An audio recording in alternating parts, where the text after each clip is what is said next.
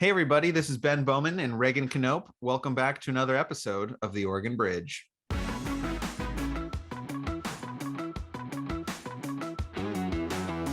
Metro was created about 40 plus years ago. At the same time, the Fed said every major metropolitan area needs to have a planning organization, a metropolitan planning organization, in order for the federal money for transportation to be funneled through. There are so many different reasons why folks fall into homelessness, but obviously, if you don't have a home, the way back into society is to actually be able to be housed, right? It's really, really important that we talk about the totality of all of the things that are being done and not make it one against the other. All right, so we've finally done it. We've replaced Alex Titus as a co-host. Reagan, you've been promoted from friend of the pod to fill-in host. How does it feel to be an international celebrity? Well, I hear that Alex was feeling a little hoarse, so you guys decided to replace him with a rhino, and so I'm here. I'm much too much of a gentleman to say anything like Alex is a complete liberal compared to me, and that he really doesn't represent conservatives across the state. But so I would never say those things, even if they were true. That is very big of you. But it was a great time, and it was great to be on the podcast again. So yes, Alex was feeling a little under the weather, and Reagan very ably filled in for Alex in our episode with Metro Council President Lynn Peterson. This was an episode I was looking forward to for a few weeks. I actually ran into the Metro Council president at a fundraising event, and she was telling me some stories. We talk a little bit about the Washington State situation. But before we dive into content of the episode, a little bit on her background. So Metro Council President is an elected position. It's got a huge constituency. Basically, everyone in the metro area gets to vote for it. But her background goes way back at all levels of government. She was a Lake Oswego City Councilor. She was the chair of the Clackamas County Commission.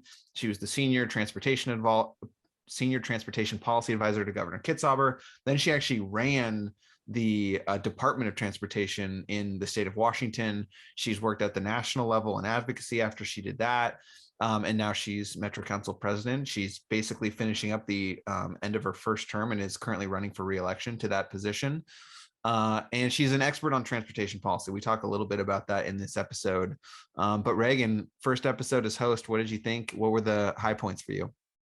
I really connected with Lynn and her kind of deep Oregon political background, even though she spent some time in Washington. I connected with that kind of background because, growing up in politics and having that history, I just always connect with people who have that deep history, and she has it, and she has that knowledge of all those different levels of government. I don't think that she fully convinced me necessarily. The whole idea is that the only thing I knew about Metro really going into this before starting to read some of the research was that Republicans hate Metro, and especially Clackamas County Republicans hate Metro. And I don't know if she convinced me necessarily that it's the way forward for everything, but it exists. And I think it's super interesting, all the stuff that they're working on, all the challenges that they're facing. And I think that she didn't strike me as a super partisan person, even if she is a Democrat and is a longtime Democrat. I think that she did strike me more as that type of a problem solver, which is nice to see. Yeah, no, I totally agree with that. That comes across strongly. We talk about things to look for, housing and homelessness conversation. That was super helpful for me. Basically, I took here's what Nick Kristof says, here's what Dan Ryan says, here's what AJ McCreary says, and she kind of translates a little bit how to think about that, or her way of thinking about it, which was helpful. We talk about the urban growth boundary, which is becoming a recurring theme on the podcast that I think was also helpful for understanding. And then perhaps the most interesting part of the conversation was the People for Portland segment. You get to hear Reagan riff a little bit about what he really thinks about People for Portland, which might not be what you think it will be. Nope. So stay tuned for that. The hook at the end, when we talked about running for higher office, at the very end, you got to stay around for that. That was super interesting. I was fascinated by that. For sure. And then we finally close with urban-rural divide and the role of Metro elected officials, for which I thought she had a great answer and even some anecdotes about how it's happening. So Reagan, any closing thoughts before we jump into the episode? No, I think it's just it's worth listening to, help people understand Metro, help people understand transportation, which can be one of those very in the weeds political issues. And I think it's super nonpartisan. We all have to get places, and we all need to find ways to continue to develop the places that we live in a way that's fair to people with competing interests. Because, Republicans represent lots of farmers who care about the urban growth boundary, and it's not just inner city Portlanders. So I think that these issues really, they cover everyone, and you see them on the mini level. A lot of things that she talked about I see here in Albany or saw in Bend. They're issues that everybody deals with. And sometimes it's big old long rural roads, and sometimes it's all of these interchanges, and we all have transportation issues, and we all have to learn how to solve them creatively and together. So it's a good episode for everyone, really. Very, very well said. Thank you, everyone who's listening, for supporting the podcast. Check us out on YouTube. Check out the newsletter. I'll put links to both in the podcast description. And we hope you enjoy the interview with Metro Council President Lynn Peterson. Metro Council President Lynn Peterson, welcome to the podcast. How are you doing today? It's been a long day, but we accomplished a lot on council today, so I'm very pleased. That's awesome. We give you major kudos for recording the episode at 6 p.m. on a weeknight. So points have been earned. When we were preparing for the episode, I was looking at your LinkedIn, and we had spoken a couple weeks ago and told you that, like, I was, obviously I'm running for office, but I'm interested in like working in the behind the scenes roles as well. So you've worked for TriMet, for 1,000 Friends. You've been a city councilor, county commission chair. You're now Metro president. You've worked at the state, local, federal level. My first background question for you is, of all the jobs that you've had, what has been your favorite or the best job you've ever had? We can exclude Metro Council president from that since you're in it. But looking back, what would you say is the top job and why? I think it was actually my first job while I was still in college and coming out of college, and that was working for Wisconsin Department of Transportation. I was doing highway design and construction, and I was out on the job doing inspection in the summers and in the winters inside doing design. And I was playing in the dirt, which is a happy place. And I was getting to actually, put my desire to build projects to work, right? And it was a lot of fun. I got my first on the job concussion there. So how did that happen? That's the first. Walking along a side of concrete truck, I took my hard hat off to run my hand through my hair, and they swung the concrete truck ladder down on my head. Oh my God. So I was the only woman on a 20-mile project. We had torn up 20 miles of a state highway right past my grandfather's property. And I was the only woman on the project bleeding from the head. It was great. It was good. That's wild. So I want to fast forward to a job where it might have not been physical concussions, but probably similarly damaging in other ways.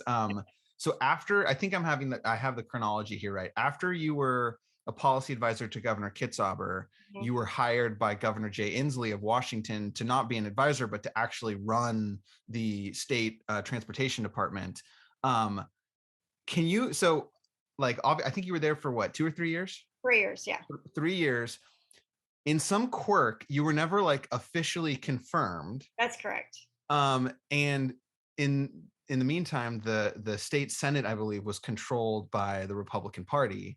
And by a majority caucus, actually. So it was 2 Democrats that had gone across the aisle to caucus with the Republicans. So they had a majority, but yeah. It wasn't all Republicans. So can you explain how that job ended for you? Because I was reading the articles and it's a fascinating story. What happened at the end of your tenure in Washington? At the moment, what I knew was that the majority leader in the Senate was very upset with the governor and had made a decision to take one of the 5 of us in the cabinet that were not confirmed yet after 3 years. We had all been sent to the floor with a due pass recommendation by the different committees that we served with, right, in conjunction with. And they chose one of the 5 to not be confirmed. So I just got caught in the crossfire. And so, but it wasn't even about you. No. It was just like, they're going to, fascinating, and very different, right, from being an elected official, right? An elected official, to Yeah. recall an elected official, like that's one of the trade-offs in this elected official versus like government, bureaucracy side is, when you're an elected official, the bar to remove you is pretty high, but not so if you're particularly in your wonky situation with the Senate confirmation.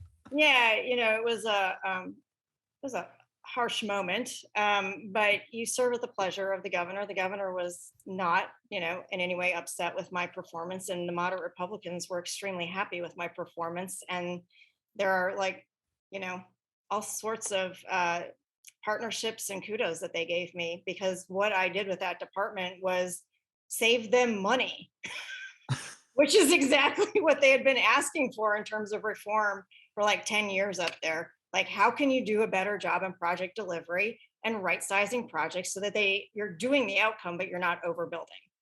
And we saved hundreds and hundreds of millions of dollars, but we had a $10 billion budget.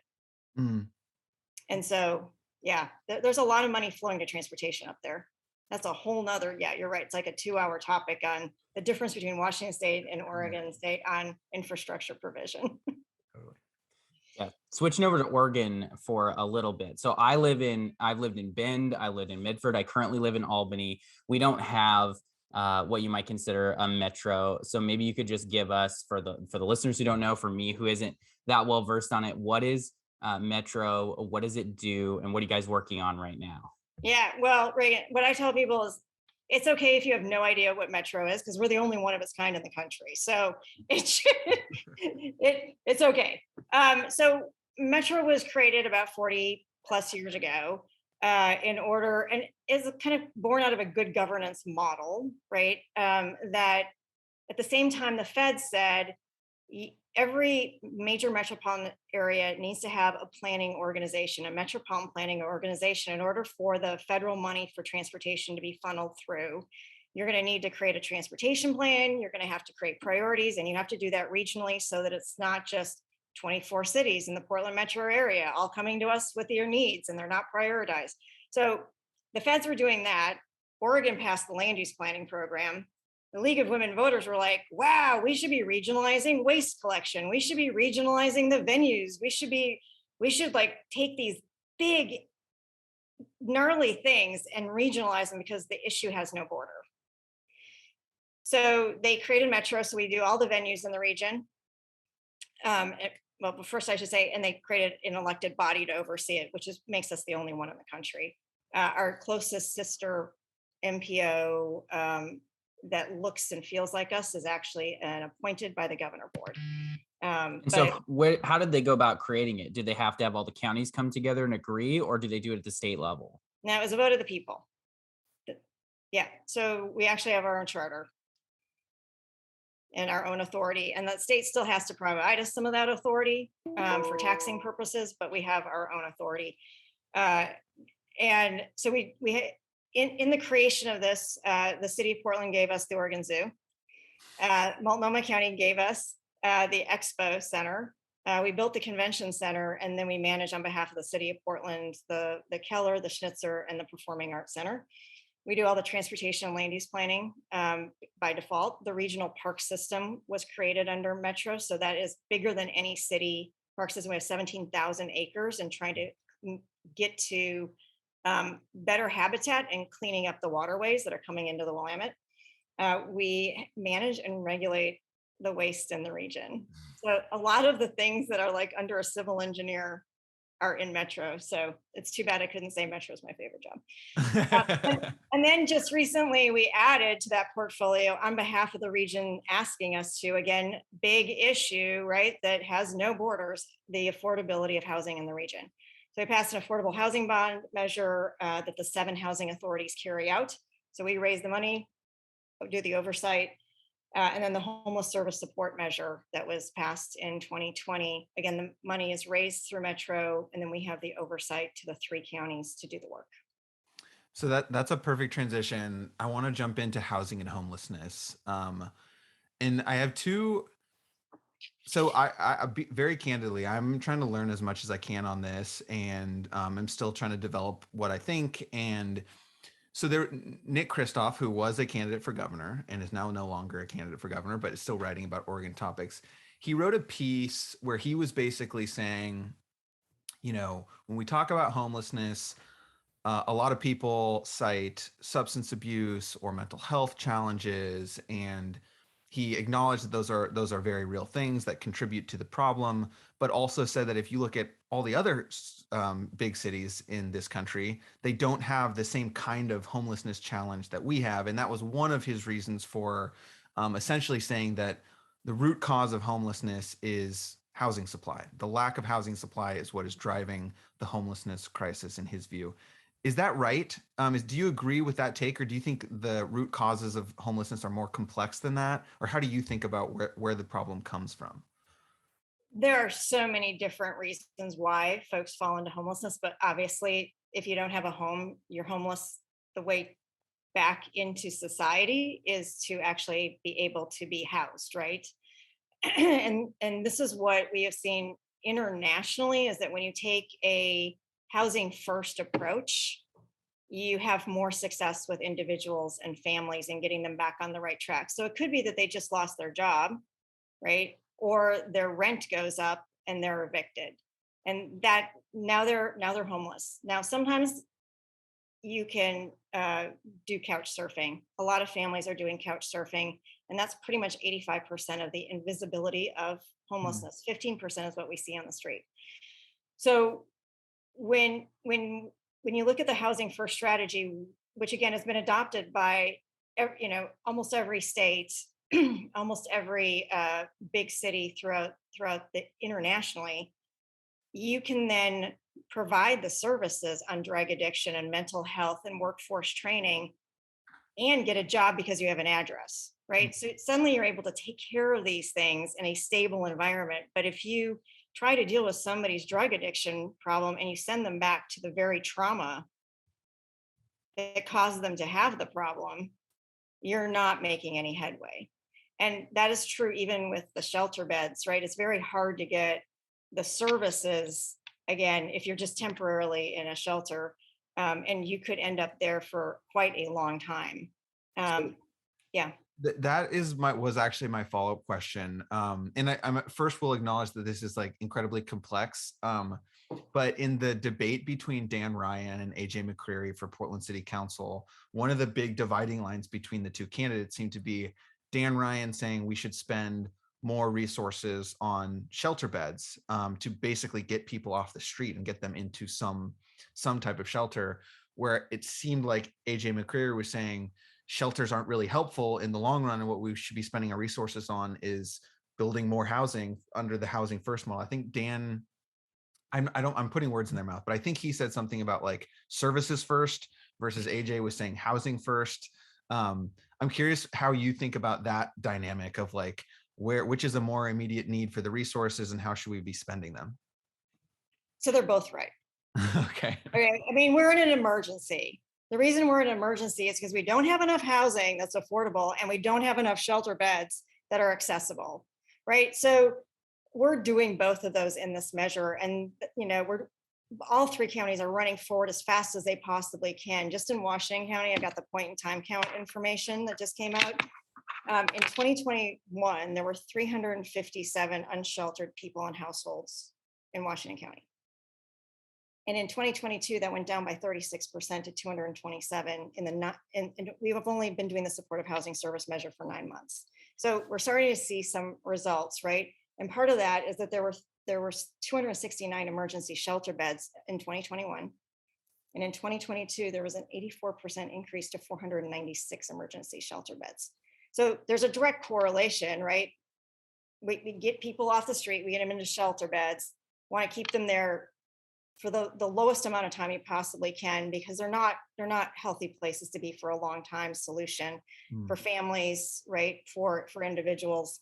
You want to get that down. Best practices is a month. We're way above that. The best practice for a shelter is that someone should only be there for a month before transitioning out. Yep. Interesting. But we don't have that many places to go, right? So the supportive housing service measure is working to do both. We've got 1,600 new shelter beds in the region just in the last 9 months for the totality of the region. But we can't build housing fast enough. And so we've got the vouchers within the supportive housing service that allow us to go into the private market and to help pay for even building more apartments for families as well as individuals.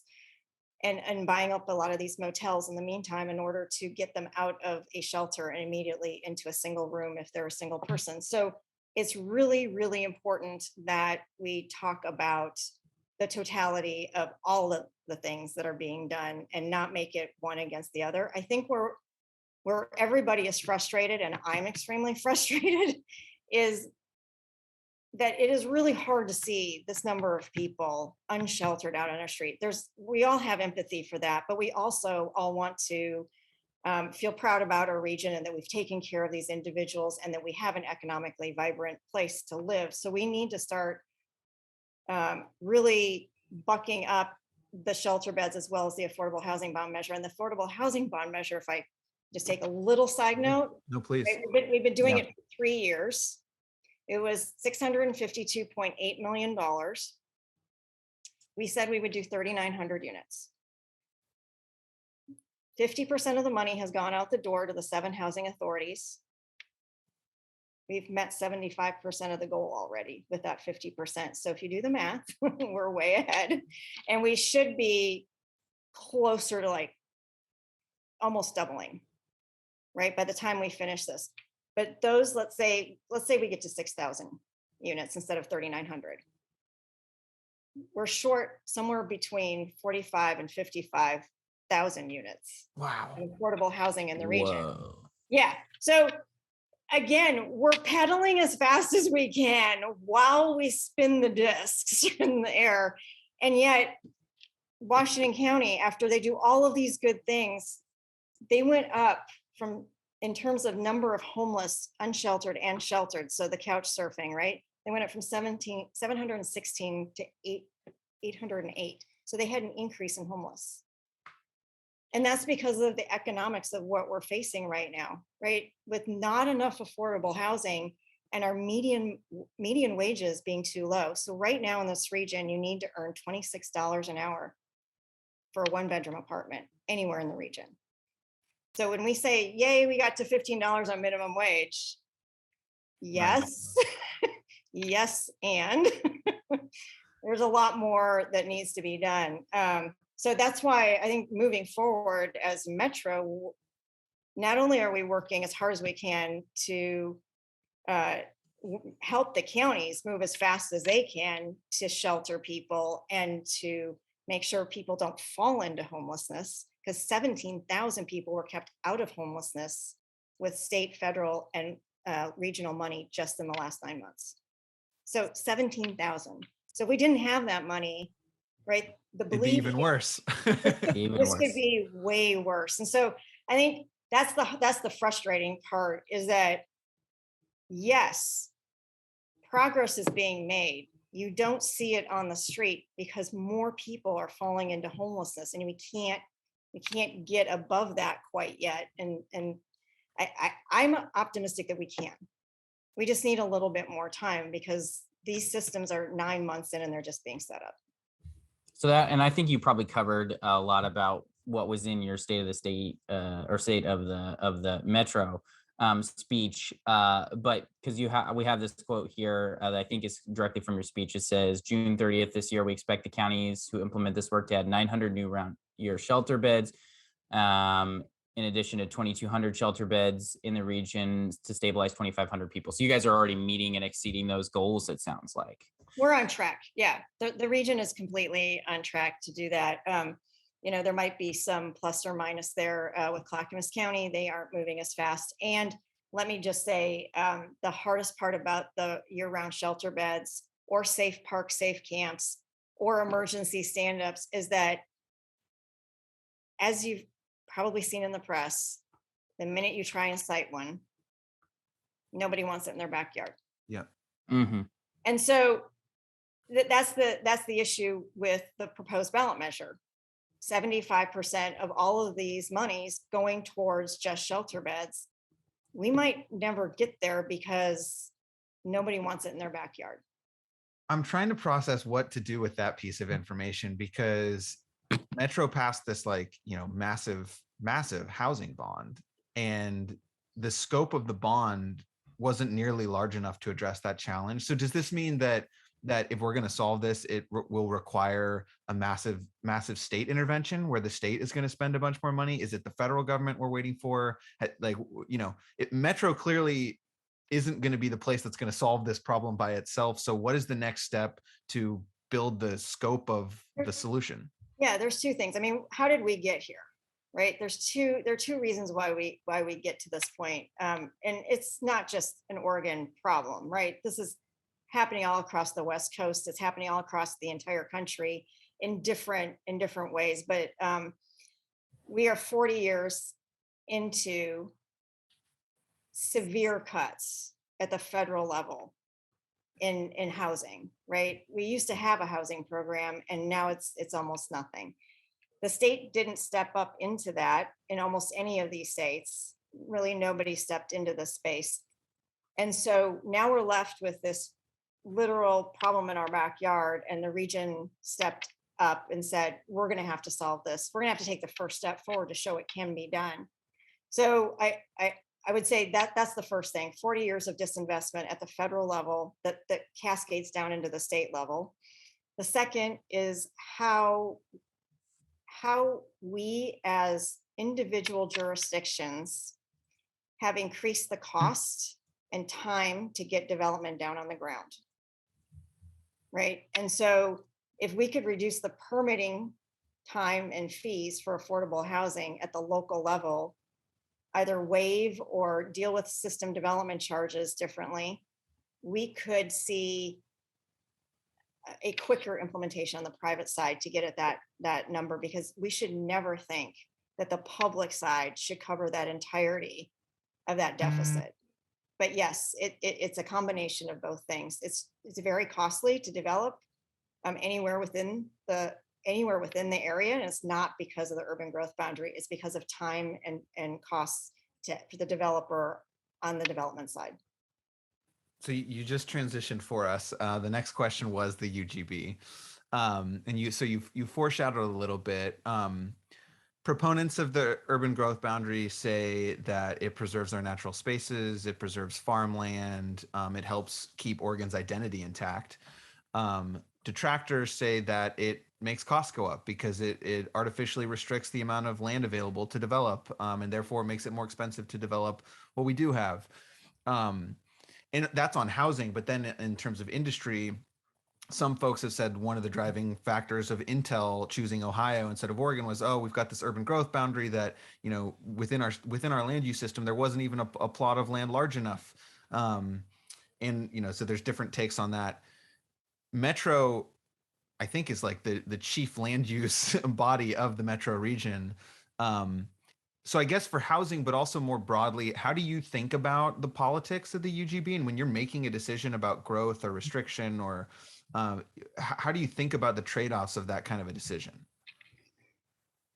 This will be my first, well, I can't say that. It'll be my first full urban growth boundary expansion decision within the context of this position, my first term.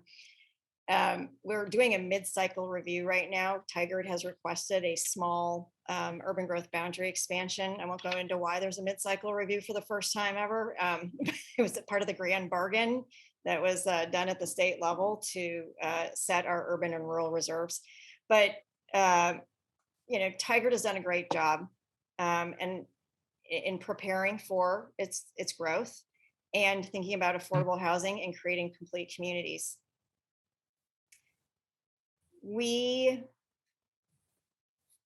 have an opportunity here to have a much larger discussion than just an urban growth boundary expansion. It's what are we doing inside our urban growth boundary? The last several urban growth boundary expansions haven't been fully utilized yet because What does that mean? So the land that was brought into the urban growth boundary has not been developed fully large tracts of it. One, you can point to Damascus, that was never going to happen. Got it. Okay. Right. But in others, it's the cost to develop. Bethany has taken way longer to develop than originally thought, because it is so expensive to develop the transportation, the water, the sewer infrastructure. It's off the charts. And so it has taken a very long time for a developer to be able to find a financing mechanism, right, to be able to get to that place, to be able to go forward. So we have to figure out, both on the residential and on the employment lands, what is it going to take to fully utilize the land inside, because we don't have enough money to do that, as well as anything that we would bring in. And I think this is a really, really great conversation on the Intel conversation or issue. A lot of people said we lost out. Yeah. I would contend we were not even on the playing field to be able to lose out. Mm-hmm. We weren't even part of the competition. If you were to do a side-by-side comparison of state to state to state, Arizona, Michigan, where they went, and other states, it's not the amount of land that they had. It was the tax incentives. It was the workforce development training programs, right? It was the investments that they were willing to make on transportation. Now, sometimes this goes really well, like the Intel locations in Arizona, but my home state of Wisconsin, under Scott Walker, put $2.5 billion of investment into a large tract of land that's 1,000 acre plus, just at the Illinois border, and it went very wrong with Foxconn. 14,000 new jobs were promised, and only 1,000 showed up. Interesting. So we have a conversation that we really need to have as a state of what are we trying to do? And what we do really well is we grow our own industry really well. We need to really think about how we're growing them. What are their needs, right? What is it that we do well? And Greater Portland Inc. has a really great rundown of what it is, where are our industries that we have the ability to grow, right? Biotech, silicon manufacturing, outdoor apparel and shoes. We know these things are the things that we do really well. Then the question is, what else do we need to attract into those as well, right? What are their needs? And can we meet those needs inside the urban growth boundary or anywhere in the state? Because they may not even need to come to the state. I mean, down your way, Regan, 1,000 acres with that kind of jobs would be very welcome, right? Yeah, huge. We may not need that. We need 200, 500 acre. We have that. We have those sites, but we have no money to make them ready. And really the bottom line to all of this conversation that I just went through is that our land readiness sucks. We just are not competitive, whether it's residential or whether it's employment. We are not making land ready. Before Reagan goes to a follow-up, can you just, does land readiness basically means like infrastructure ready to go, like water, sewer, electricity, et cetera, or is it more complicated than that? It's that, and for employment lands, it's the tax incentives, it's the agglomeration of land. So there might be land there, but it's in like 20 acre parcels or 40 acre parcels, and it needs to be in a 100 acre parcel or 150 acre. We don't have that ability all across the region. Hillsborough has a bit of that because they have had the property tax base, they have had the tools in place, but Gresham does not. Clackamas County does not. So we have a smattering of small tools, but we don't have a full program that really says we're going to invest in our major metropolitan areas and get them ready. Helpful. So, and I'm kind of thinking about what you said about affordable housing being difficult because SDCs are high, because the approval processes and the paperwork take a long time. Isn't that something that we just need to streamline across the board for everybody, not just affordable housing, but just for development in general, right? Because it seems like that's a huge pain point. SDCs, my dad is not just a state senator, but he also deals with the construction building trades, and they talk about the high SDCs and how you can go to, and it's not comparable obviously, but you can go to Texas and Mississippi and your SDCs are $10,000 And here your SDCs for a single property could be, 10 to 100 times that, maybe, or more, up to $50,000 to $100,000, right? So it seems like that's a huge pain point for everybody, right? Yeah. So we get into tax and tax collection now, and the system of the broken system within the state of Oregon, right? And what you're seeing play out in system development charges is the fact that cities are trying to pay for their infrastructure without a sales tax, without a gas tax that is shared in a way with the state that allows them to actually grow, right? Because they don't even have enough money to pave the streets that they have, let alone grow anything. So they start putting, right, all of this on the new growth to pay for the new intersection, right? To pay for the new park, to pay for the new sewer and water expansion. So this building that I'm in is our accessory dwelling unit. My husband and I live here, and my parents live in the main house. Don't ask how that happened. But when we built this just 3.5 years ago in the city of Lake Oswego, Mayor Buck was on city council at the time, and I was constantly calling him. I'm like, did you know the SDCs for this place were $25,000?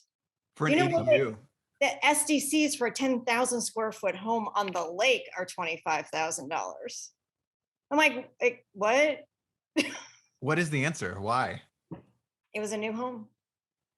You're Keep it an adding, ADU? yeah, you're adding one sink, well, two sinks, one bathtub, one toilet, right? There's your water and sewer charge. So we're gonna, again, if you look to other states and how they help their cities grow and fund these things, right? They don't put them in this position where you put it all on the new growth, and it's a shared expense to be able to upgrade a water facility. It's a shared expense to upgrade a sewer facility. It's a little off, and that's why we have this outcome. So when we say, but I don't think that your I don't think that your ADU experience is unique, though, not even Oregon or even in the country. I had done a little bit of reading about accessory dwelling units, and there's just a lot of, especially the West, but a lot of the United States has very hostile ADU policy. And if you had competitive and much more low cost accessory dwelling unit, it's a relief valve. And like when we're talking about this like whole emergency of housing, it's not, like you said, a one solution. It's like everything. We got to pull all of the levers, right? Right. Units are definitely one of those levers that are important. Now, what I'll say on the positive side of all this, the city of Portland recognized that they needed to bring down system development charges and make sure that the permitting, time and costs for an ADU was like non-existent, right? They recognize that. So they've done a great job. THPRD, Tuolumne Hills Park and Recreation District, they recognize that their system development charges on affordable housing was hurting the availability of getting affordable housing. So I'm not sure if they waived it or if they allowed for it to be included in the basically the loan, right? Which is, if you have to pay it up front, you're essentially taking your down away. Yep. And so, just finding different finance mechanisms. But yeah, we rely on too many times in the state on one thing to fund everything, and then it gets overused and we revolt. We'll talk about public education another time, but yes. Yeah. Right. Yes. So you kind of touched on the politics of funding things and our priorities for policy areas. And one of the other things that you had in your State of Metro speech was you said that People for Portland is a dark money group that does not have to reveal its funders and has flooded our airwaves, increases cynicism and distrust in government. It undermines what we are doing. So I guess my question for you, and you can kind of go whichever direction you feel like on that, is what kind of effect do you think People for Portland is having? Do you think it's the effect they're trying to have? And is it impacting you and other elected officials in the region? Yeah, the messaging is fanning the flame of distrust in our democracy to get anything done. And those airwaves, once taken, have no room for the actual facts that I gave you.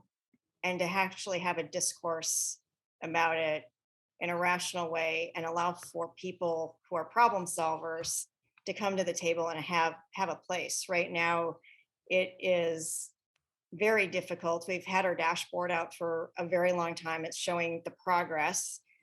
But because of that visibility problem, right? That very thing that we are all frustrated about, it's capitalizing on how people are upset. It's capitalizing on that. And it's not providing a solution. It's creating turmoil. And I am not one that wants to be part of the soap opera, of the drama of all this. I want to solve the problem. And I want to have the space to have the conversation so that everything is on the table, because we are making it is like People for Portland conversation is us versus them, homeless shelter versus housing. No, it has to be everything. And if you look, the Multnomah County had started around one track and then bumped up their homeless shelter provision higher and went forward faster on that, understanding that they needed to get that up and running, even though they needed to also get by the hotels and the motels. And right, so they actually started moving much faster with this. As you delve more into the problem and you figure it out, you start to be able to move. But if you aren't allowing your government to learn, right, then we end up with this trust issue. And I don't know how we get out of this problem if we're just batting people around like a cat playing with a ball, right? We need a solid, steady approach to this. And this housing first methodology, while it says housing, it's everything, right? It's mental health, it's physical health, it's drug addiction, and it's workforce training. It is all, we are taking care of the individual. And if the individual needs to go to a shelter first before they trust government, so we can make that happen. We need to have it all on the table. Yeah. And I think for people who aren't as informed, People for Portland is kind of like a nonprofit organization. They can take in dollars. They don't have to really do a lot of reporting about where the dollars come from, how they're spending them, right? But they do get to, they can purchase advertising just like anyone else. And they've been airing ads basically to put pressure on elected leaders to take action on the homelessness issue, right? And some other key issues that they think are basically affecting the livability of Portland. And the two kind of people that are heading it up are Dan Levy, who's a now former Republican consultant. He left the Republican Party a couple of years ago because of Donald Trump. And then Kevin Looper, who's kind of a moderate Democrat. And they're basically saying that, like, look, that implication, you don't have to respond to this, Lynn. This is just me kind of walking through what I'm kind of seeing here, not being someone who lives in Portland, but knowing some of the players, is they're kind of basically saying, look, the elected, there's basically, except for Clackamas County, there's no Republican representation in government really in the Portland region. And that most of the inner core Portland is represented by Democrats and increasingly far left Democrats. And they're concerned that basically they don't have the right priorities to make Portland livable, I think, right? And that's kind of what they're doing, is they're trying to leverage negative response to the elected officials to get them to act. Now, personally, I kind of think, and this, Ben, may shock you, I think that as a consultant, it's pretty easy for me to peg People for Portland as one of those projects, which is really good for consultants, because you can give your donors can give you money, and you can give them results in terms of how much advertising we bought, how many people saw it, how many people reacted to all this stuff. And you can basically show them progress without showing them any actual policy progress, right? And so it's great for consultants, but ultimately I think it's really challenging to see if it's going to have an effect, mostly because I think that if none of these elected leaders actually face significant challenges in their elections, they don't actually have to respond to People for Portland. They continue doing whatever they want, whether it's good or bad policy, right? You can't shame, my personal thing is, you can't shame someone who is shameless, right? Like if there's no lever to pull for them to feel the shame or to lose their election, you don't actually have like an issue to deal with. You can just air advertising that keeps people angry, right? So you don't need to respond to that, but that's just kind of my view of People for Portland. That was fascinating. what I struggle with is like, we had Mingus Maps on, and I think he is one person who like People for Portland has. So I don't actually understand what they're trying to do. And like, because they can't endorse candidates, right? Like, I don't think that they're, because they're No, because then they go into a different category of nonprofit, and they can't do all the same things that they're doing now, and they can't keep all their donors as private. So right now it's just mostly like black and white photos of Ted Wheeler and Deb Kafori and Lynn Peterson. And like, Yep, that's exactly right. Which actually is a good transition to, I did want to ask you about Portland a little bit. So I think part of what's driving People for Portland is a perception of dysfunction, particularly at the city commission level. And part of that, I think, perception of dysfunction comes from the form of government that Portland operates in. One thing that seems to be like consensus in Portland is like the Portland form of government is bad, and it hasn't changed. Yeah. I was hoping we were going to get to break this on our podcast, but somebody else asked you I think Willamette Week actually broke the story first. You had an interesting idea where you were basically like, Ted Wheeler could solve this right now if he wanted to. Can you walk us through, if you were the mayor of Portland right now, what would you be doing to really rapidly make structural changes? The mayor of Portland has the authority to assign commissions, right? So the commissioner form of government is that the mayor assigns departments to commissioners, and it's not just oversight, it's actual running of the department, right? This was created in the South, this form of government. It was a good governance model at the time. We are one of 2 cities that have it left because it was shown to be so corrupt and so discriminatory towards BIPOC communities and low-income people. So, and it makes it very dysfunctional, right? Because now you're not, as a commissioner, you're not representing people, you're representing departments. Yeah, when we had Novik on, he was talking about the incentives for commissioners are like fighting for your own budgets that you're overseeing versus like a broader strategy. Right. And you can't coordinate and overlap missions between the departments so that you're achieving a bigger deal, which is how the rest of all the cities in Oregon work, right? Is you have one city manager, department heads, but they're all like going towards the same vision of the city council. So in this case, the mayor has that authority to assign or not assign commission assignments.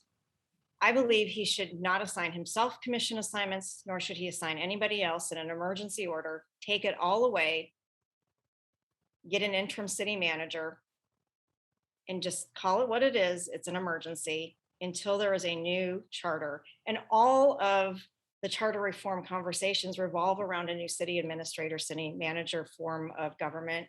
And they're debating strong mayor, weak mayor, or how many people should be on council districts, rank order, blah, blah, blah, right? That's all fine, but all of them say city manager, city administrator. Mm-hmm. So I suggested this prior to the mayor taking office, suggested it every year since.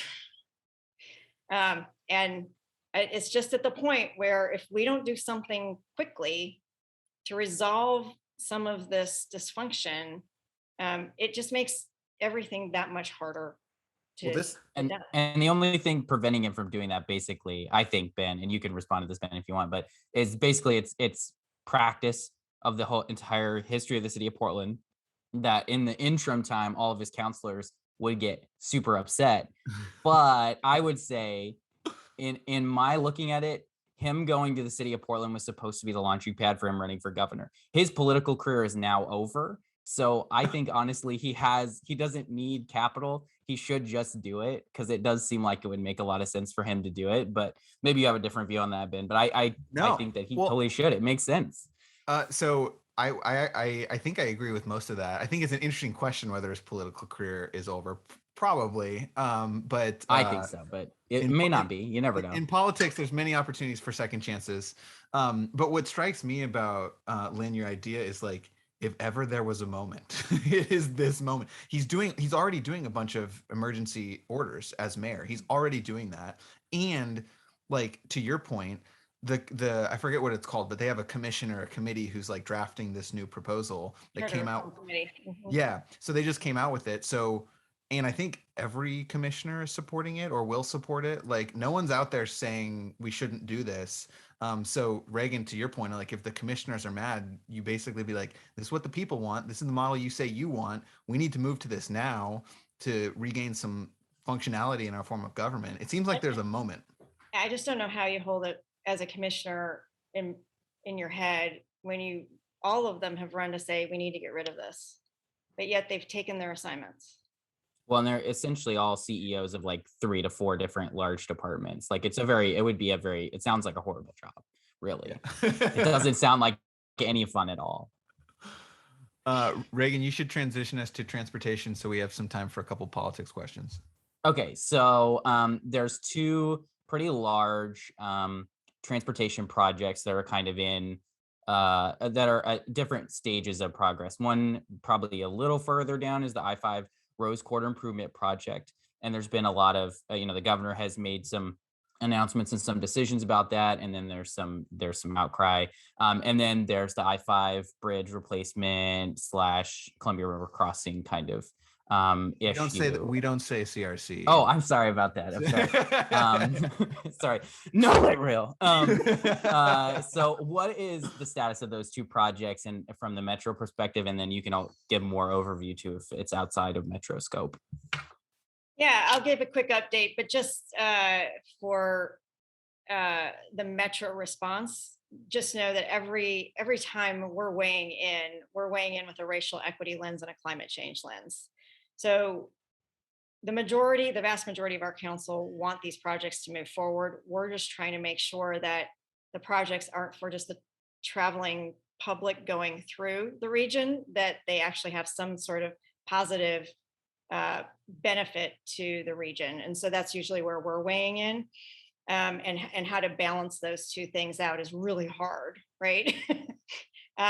So the Rose Quarter project, I am extremely happy, and then the council is extremely happy of where we are right now with that project.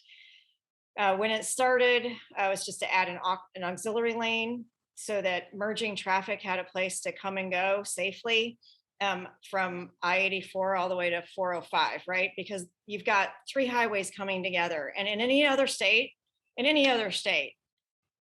the State Department of Transportation would say, well, there's 3 lanes on I-84, there's 3 lanes on I-5, there's 3 lanes on 405.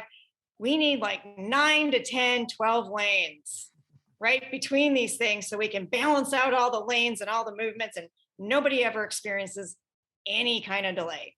But in this case, ODOT thought that they were doing the right thing. We'll just add an aux lane so that we can reduce the number of fender benders. And if we reduce the number of fender benders, then we're reducing GHG emissions because people aren't delayed. It's all going to be good. Well, what they didn't realize or didn't quite understand, because they didn't talk to the community, is that they were proposing a lid on top of this. And a lid is just a really long bridge, right, that almost becomes a tunnel, so that they could reconstruct the at-grade street system within the city of Portland. And they thought they were doing this thing, but they didn't talk to anybody. In the meantime, you have this overlay of albino vision, who is trying to bring the Black community and intergenerational wealth back into this part of the lower albina. The 2 weren't going to function together in any way, shape, or form. There was no way. So if you can imagine the Moda Center, okay, in your mind's eye, and you're down by the light rail station to the south. Yeah. And there are all of these roads and light rail and streetcar, and they're all crisscrossing. You have all these dead spaces that are planted green with a couple of trees in them. Right. And you don't feel safe. You just don't feel safe walking down there. That's what they wanted to recreate on the north side. So they essentially were saying, we're going to crisscross all these roads, and then we're going to give you these parks. Look at these little teeny tiny parks. And the people who live there were like, you're not doing that. So that doesn't actually spur economic development. That doesn't have any kind of business on the street level of buildings. It doesn't promote any kind of community cohesiveness. It doesn't seem safe. So can we rethink that? And that's really where we came down, is hybrid 3, which is a lot of time and energy, and I was the only elected sitting at the table at one point because everybody else left. Like, let the planners handle this. We're out of here. Hybrid 3, the governor came in, she helped shepherd a consensus. Hybrid 3, we're set. ODOT is now moving forward with an environmental assessment on that option. It's delayed the project a little bit to get to this point, but it's going to be a much better project. And we will be eligible for more money at the federal level because we have consensus at the regional level. And it's an exciting project to go sell. So it's good story. I mean, bumpy sausage making awfulness in the meantime, but a good story. Hopefully I-5 bridge is on the same track. I was going to say, now give us the bad news. No, the bad Good news. luck. No, it's all good news. So I-5 bridge, I am so optimistic about this one. This is the second time at it. It seems like the project that just, for my entire career, I can't get away from it. Because when you were Kitzhaber's transportation advisor, I was chair of Clackamas County. It was an issue because tolling just I-5 diverts all this traffic to I-205. So I was trying to defend my industrial districts, right, as chair of Clackamas County. And then, as senior policy advisor to Governor Kitzhaber. And then I, worked on the project.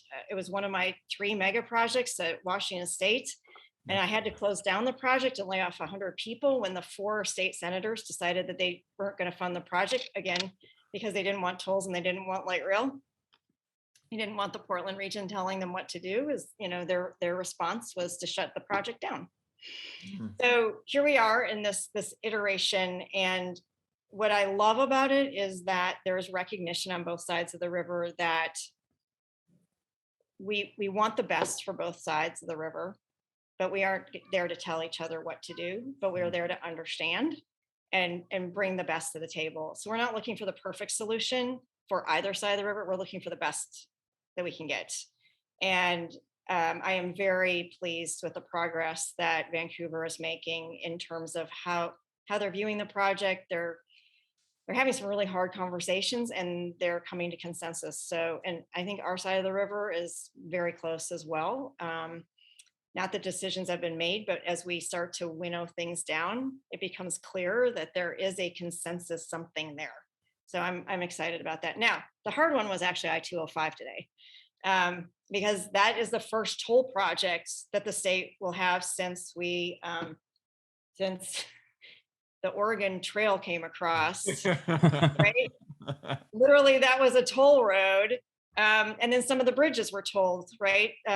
Governor Roberts remembers as a young child being lifted and over her parents to put the coin in to pay for the original bridge on I-5. No kidding. Yeah. Wow. So we've had tolls, but this is the first modern, and it's the first one of an entire system that we're building, right? And it's in Clackamas County on Abernathy for the Abernathy Bridge. And this is the hardest moment of starting up a tolling congestion pricing program, is that first one. And nobody wants to be the first one. Nobody wants to be the first one. And it's really hard because once you set that toll, there's going to be diversion into the neighborhoods. And we don't know what ODOT is committed to yet in order to mitigate that diversion impact. So there's a lot going on there right now, a lot of feelings, and they're all valid. And we're sorting through that to try to get to the best way to start making decisions together with the state. Reagan, were you going to say something? It was definitely that all of the Republican campaigns in that area are definitely running against tolling right now. And I think that project is probably why I'm sure that has impact in the campaigns in this next election. Well, that's a good transition. So we do have 2 politics questions that we're hoping to squeeze in. If you have to jump, it's totally okay. So the first one, and this is a question I've actually been very interested to ask you. So I didn't know that in 2010 you considered running for governor briefly before Kitzhaber announced. But then in 2022, I don't know whether you were considering it or other people were considering it on your behalf, but your name was speculated several times in 2022. I guess my 2 questions are, how close did you come in 22 to announcing. And, we've talked to, I think, 187 gubernatorial candidates on the Republican side so far. We've talked to Tobias on the Democratic side. So we've talked to the people who've gotten there, but I'm curious what the process is like for someone who is thinking about it, but decides not to, and what the process was for you. So I have a tattoo on my back. Okay. That is the state motto, and that's alias volat per priest. She flies with her wings. So a lot of folks think that Latin phrase, "she flies with her own wings," translates into a female she, but what they actually meant when they wrote that was local government.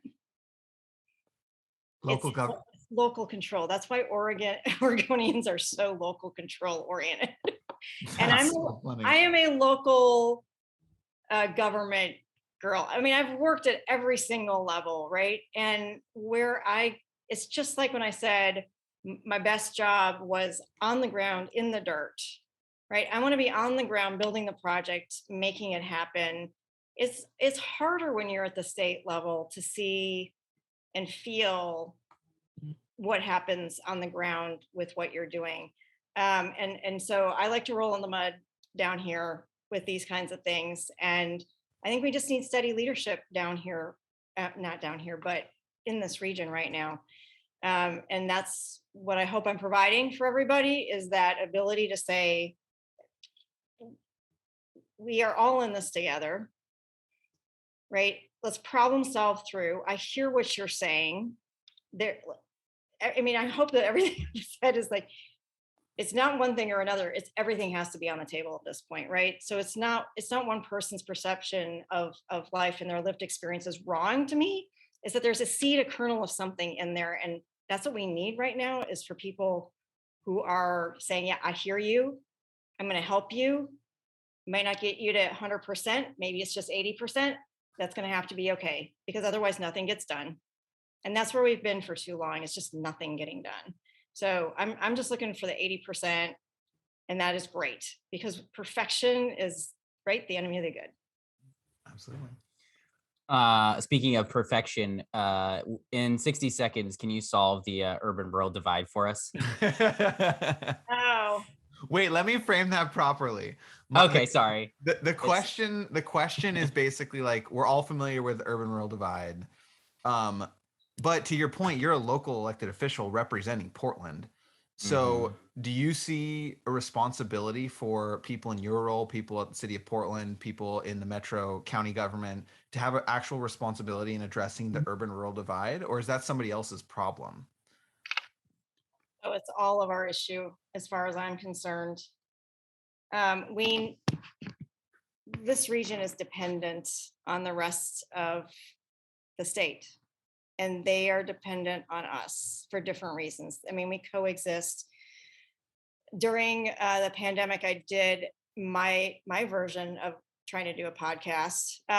And you should plug it at the end of the show. No. I just did it during the pandemic. I was trying to bring people to the table from outside the region as well as inside the region. How are you doing? What's going on? How can this region help you? So I'm trying to remember the name of the Tulip Festival folks just down the valley here. They had figured out how to deliver the tulips to people and to senior homes, right, in order to bring their joy, because they couldn't have the festival. So they were trying to bring joy to other people. It was just a really great the Iversons. Trying to bring a lot of joy to other people. And then a rancher that Governor Kitzhaber introduced me to out in Eastern Oregon, and how some of their difficulties, right? They don't have a meat processing plant out there. And so a lot of the conversation was like, you know how you can help us? Help us get a meat processing plant. I'm like, okay. So, yeah. So we had a lot of conversations about how I could help do that. And it's a side conversation, it's a side work. It's not something that I ask Metro staff to work on, right? I'm not going to ask somebody from the venues to help me get, good policy at the state for a meat processing plant. But if I can lend my voice to a letter, if I can lend my voice to a testimony, then yes, then that's worth my time and effort. But I think I never felt like this was an issue in Wisconsin because we're so interdependent on each other, the farmers, and right, it's such an agricultural based industry. The lack in the 80s when the resources for timber fishing went out, right? We never helped those communities transition. I saw that in Appalachia when I was working at the national level. They are in need of some basic infrastructure that would help them create small businesses. They are in need of better education. They're in need, and I don't think we're quite listening to all of those needs. There's what people say, but if you really like what you guys do it so well, is like get down to the actual conversation. What is the nugget of the problem? Not the emotion, not the, oh, those damn, Portlanders or that, right? There's a little of that, but we try to keep it low. No. I mean, from others from around the state, right? Or folks here, they just don't understand. Actually, we're having the same problem. Affordable housing is a problem across the state. Yep. Right? The lack of workforce training is a problem across the state. But we're not listening to what the actual community needs are and allowing for the flexibility to get to those needs as clearly as we should. So I think yes, we need to be part of the solution, but it needs to be like, we need to figure out what is that two-way street. We need the state to help with tax incentives to bring jobs here, but we need to help them, right, figure out how to get programs that work for them, not just for us. That's a great place to leave it. Metro President Lynn Peterson, thank you for coming on the podcast. Before we go, we didn't mention it, but I believe you're in the middle of a re-election campaign. So if folks want to support you, or they want to learn more about you or get in touch with you, what's the best place for them to do that? electlynnpeterson.com. Thank you for asking. Absolutely. Well, thank you again for coming on, and we hope to talk to you again soon. That'd be fun. Transportation. Exactly. All right. Thanks, guys. You're great.